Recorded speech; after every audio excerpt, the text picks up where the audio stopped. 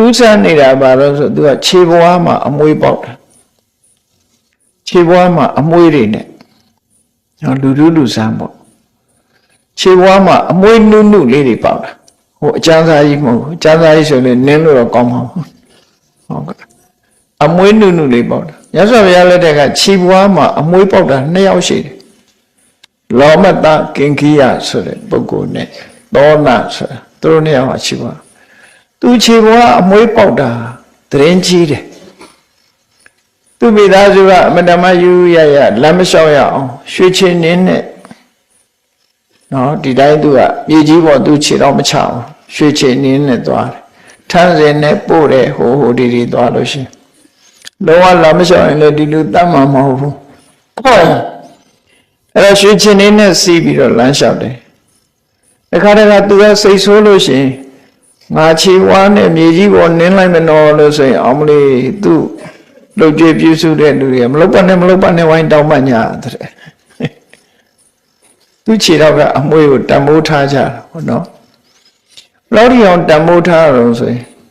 သောနာကောလိဝိတသောနာဆိုတဲ့တထေသားဟာခြေဝါးအမွှေးပေါက်တယ်အလွန်လဲချမ်းသာတယ်လူရဲ့ရုပ်ရည်ရလည်းမတန်တတ်နဲ့ဆိုတိုင်းပြည်အုပ်ချုပ်တဲ့ဗေမိတာရမင်းကြီးကတော့သူတွေ့ချင်တယ်။ဘာလို့ဒီကောင်ခြေပွားမွေးပေါက်တယ်ဆိုဟုတ်လားငါကြည့်ချင်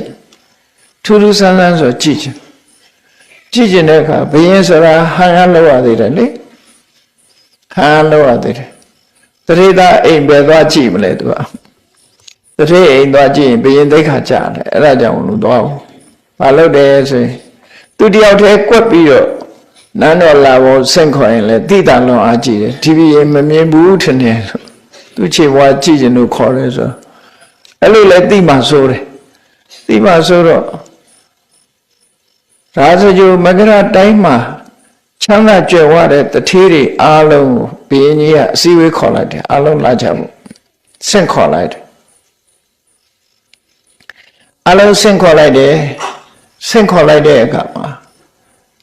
နေရီသားမှာတခါလဲစိုက်ပျိုးရေးနဲ့အောင်မြင်ပြီးချမ်းသာကြွယ်ဝနေကြတဲ့တထေးတွေတထေးသားတွေအကုန်လုံးရောက်ရှိလာကြသောနာကိုဆင့်ခေါ်လိုက်တဲ့အခါမှာသူ့အဖေကသိတယ်ရိပ်မိတယ်တဲ့ရွယ်ကြည့်တော့ငါသားဘုရင်ကြီးက